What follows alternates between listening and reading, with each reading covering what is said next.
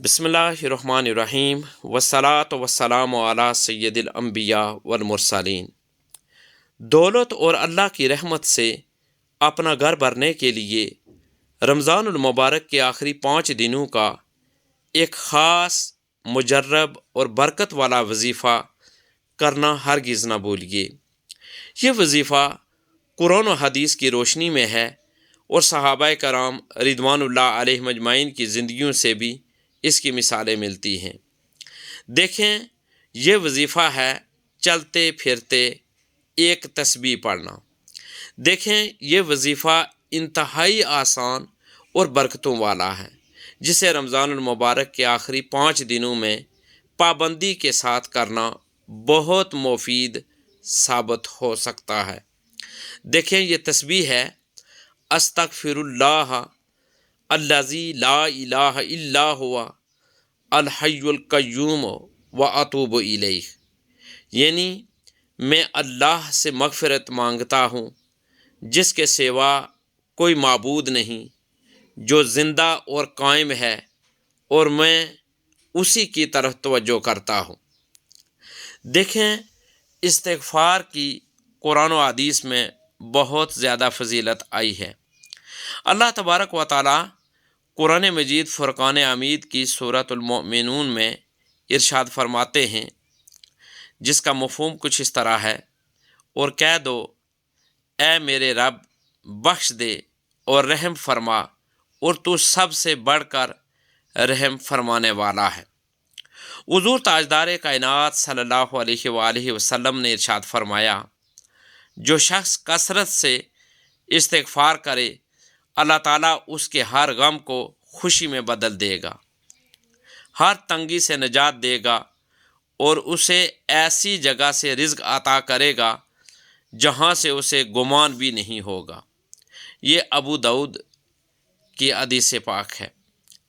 देखें, हुज़ूर ताजदार कायनात सल्लल्लाहु अलैहि वसल्लम रमज़ान के आखिरी अशरे में इबादत का ख़ास एहतमाम फरमाते, जैसा कि हदीस पाक में है। रसूलुल्लाह सल्लल्लाहु अलैहि वसल्लम रमज़ान के आखिरी अशरे में इबादत में इस कदर मशगूल हो जाते कि किसी और वक्त में ऐसा ना करते। यह हदीस पाक बुखारी और मुस्लिम दोनों किताबों के अंदर मौजूद है, यानी मुत्तफ़क़ुन अलैह हदीस पाक है। देखें, इस सिलसिले में सहाबाए कराम रिदवानुल्लाह अलैहिम अजमईन की ज़िंदगियों से भी हमें मिसालें मिलती हैं। हज़रत अब्दुल्ला इब्न उमर रदियल्लाहु ताला अन्हो रोज़ाना 100 मरतबा इस्तिग़फ़ार किया करते थे और फरमाया करते थे कि इस्तिग़फ़ार करने वाले पर अल्लाह ताला की रहमत नाज़िल होती है और उसके रिज़्क़ में कुशादगी आती है। हज़रत हसन बसरी रहमतुल्लाह ताला के बारे में है कि किसी शख्स ने हज़रत हसन बसरी रहमतुल्लाह अलैह से शिकायत की कि उसे रोज़गार में मुश्किलात हैं, तो उन्होंने फरमाया कसरत से इस्तिग़फ़ार करो, क्योंकि अल्लाह ताला ने फरमाया है कि इस्तिग़फ़ार करने से बारिश बरसेगी, माल व औलाद में बरकत होगी और रिज़्क़ में इजाफ़ा होगा। देखें, ये सूरह नूह की आयात का तर्जमा है, जिसमें ये जो मफ़हूम मैंने पेश किया है। देखें, रमज़ानुल मुबारक के आखिरी 5 दिनों में रोज़ाना 300 मरतबा ये इस्तिग़फ़ार चलते फिरते, काम काज करते या इबादत के दौरान पढ़ें। सहरी और इफ्तारी के बाद हाथ उठाकर दुआ करें और अल्लाह ताला से अपने रिज़्क़ और रहमत की दुआ तलब करें। अगर मुमकिन हो तो सदका व खैरात भी करें, क्योंकि सदका मुश्किलात को दूर करता है और दौलत में इजाफ़ा करता है। देखें, ये अमल यानी इस्तिग़फ़ार करना, ये अमल अल्लाह की रहमत को मुतवज्जह करने वाला है, जो गमों को खुशियों में बदल देता है और तंगदस्ती को दूर करके रिज़्क़ में वसअत अता करता है और घर को सुकून और बरकत से भर देता है। अल्लाह हम सब को इस वजीफ़े पर अमल करने की तौफ़ीक़ अता फ़रमाए। देखें, صحابہ کرام رضوان اللہ علیہم اجمعین اور تابعین کی زندگیاں اللہ پر بھروسہ، استغفار، صدقہ اور برکت کے عملی نمونے ہیں۔ دولت اور اللہ کی رحمت کے حوالے سے ان کی زندگیاں ہمارے لیے بہترین مثال ہیں۔ حضرت عبد الرحمن ابن عوف رضی اللہ تعالی عنہ ایک جلیل القدر صحابی ہیں۔ دولت اور صحابت میں ان کی مثال دی جاتی ہے۔ حضرت عبد الرحمن ابن عوف رضی اللہ تعالی عنہ ان صحابہ میں سے تھے جنہیں اللہ نے بے پناہ دولت عطا فرمائی تھی، مگر ان کی زندگی استغفار، سخاوت اور توکل علی اللہ کا عملی نمونہ تھی۔ جب وہ ہجرت کر کے مدینہ آئے تو ان کے پاس کچھ بھی نہ تھا، مگر انہوں نے کہا مجھے بازار کا راستہ دکھا دو۔ انہوں نے محنت، ایمانداری اور اللہ کے فضل پر بھروسہ کرتے ہوئے کہتے ہیں تجارت کی اور بے حد مالدار ہو گئے۔ لیکن ان کی دولت نے انہیں بخل میں مبتلا نہیں کیا۔ انہوں نے کئی بار اپنی دولت اللہ کی راہ میں خرچ کی، یہاں تک کہ ایک بار پورا تجارتی قافلہ اللہ کی راہ میں صدقہ کر دیا۔ وہ فرمایا کرتے تھے مجھے ڈر ہے کہ میری دولت کا حساب روز قیامت نہ روک لے، کاش میں اتنا ہی حاصل کر پاتا جتنا ضرورت کے لیے کافی ہو۔ حضرت ابو ہریرہ رضی اللہ تعالی عنہ اکثر بھوک کے عالم میں ہوتے تھے، مگر اللہ کے ذکر اور استغفار کو نہیں چھوڑتے تھے۔ ایک مرتبہ وہ سخت بھوکے تھے۔ انہوں نے نبی کریم صلی اللہ علیہ وآلہ وسلم سے عرض کیا۔ آپ صلی اللہ علیہ وآلہ وسلم نے انہیں گھر بلایا اور دودھ کا ایک پیالہ دیا، مگر پہلے سب صحابہ کو پلانے کا حکم دیا۔ جب سب نے پی لیا تو آخر میں حضرت ابو ہریرہ رضی اللہ تعالیٰ عنہ کے لیے بھی بچ گیا اور وہ سیر ہو کر پی گئے۔ بعد میں وہ فرمایا کرتے تھے میں نے جب بھی استغفار اور ذکر میں کثرت کی، اللہ نے میری ضروریات پوری کر دی۔ حضرت حسن بصری رحمۃ اللہ علیہ یہ تابعین میں سے ہیں۔ ان کا قول ہے جو بہت مشہور ہے کہ جب ایک شخص ان کے پاس آیا اور روزگار کی تنگی کی شکایت کی تو انہوں نے فرمایا کثرت استغفار کرو، کیونکہ اللہ نے فرمایا ہے استغفار رزق میں کشادگی کا سبب بنتا ہے۔ ان کے پاس ایک اور شخص آیا جس نے اولاد نہ ہونے کی شکایت کی تو انہوں نے اسے بھی استغفار کی تلقین کی۔ ایک اور شخص بارش نہ ہونے کی شکایت لے کر آیا تو حضرت حسن بصری رحمۃ اللہ علیہ نے اسے بھی استغفار کرنے کو کہا۔ حضرت عمر بن عبدالعزیز جو بہت بڑی شخصیت ہیں اور 5ویں خلیفہ راشد بھی انہیں کہا جاتا ہے۔ حضرت عمر بن عبدالعزیز رحمۃ اللہ علیہ کی خلافت میں عدل و انصاف کی برکت سے اتنی دولت آئی کہ بیت المال میں کوئی زکوٰۃ لینے والا نہ رہا۔ وہ ہمیشہ استغفار اور اللہ پر بھروسے کو دولت کی اصل وجہ بتاتے تھے۔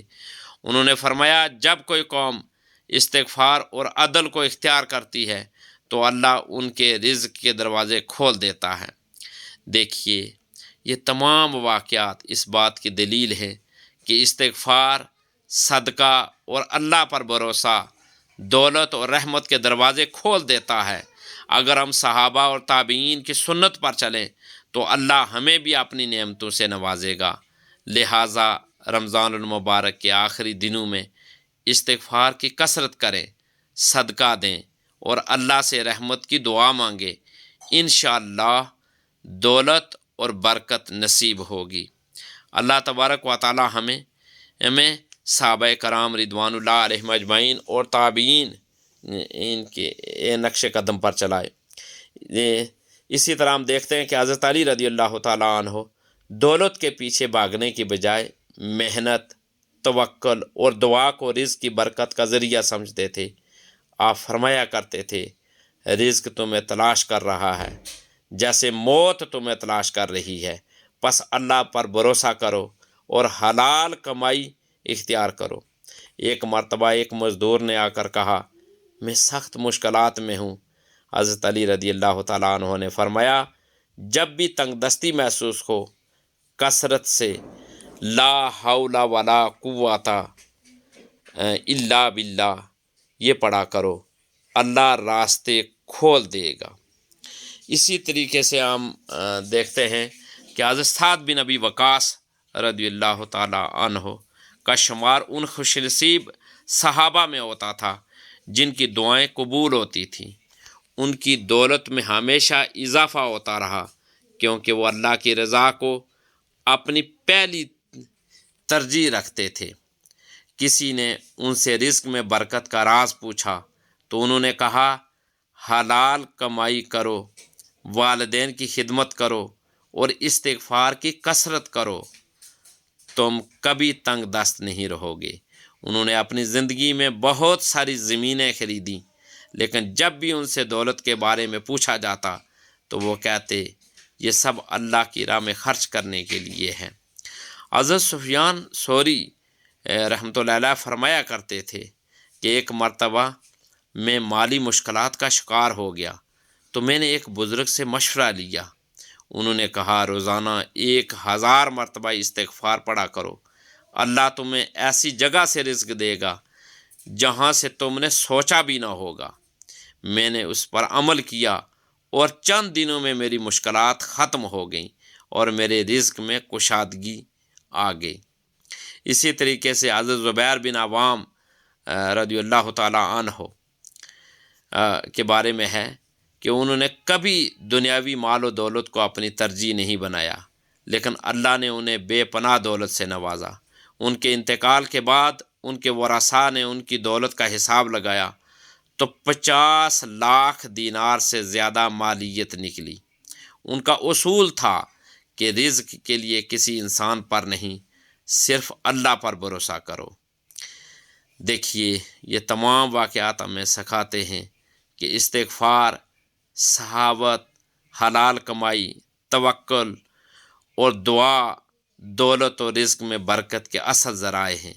اگر ہم صحابہ اور تابعین کی طرح اللہ پر بھروسہ کریں اور اس کی راہ میں خرچ کریں تو اللہ ہمیں بھی بے پناہ برکتوں سے نوازے گا۔ پس رمضان کے آخری دنوں میں استغفار، صدقہ اور دعا کی کثرت کریں، استغفار کی کثرت کریں، درود پاک کی کثرت کریں تاکہ اللہ کی رحمت اور دولت کی برکت ہو سکے۔ اللہ تبارک و تعالی ہمارے حال پہ رحم و کرم فرمائے۔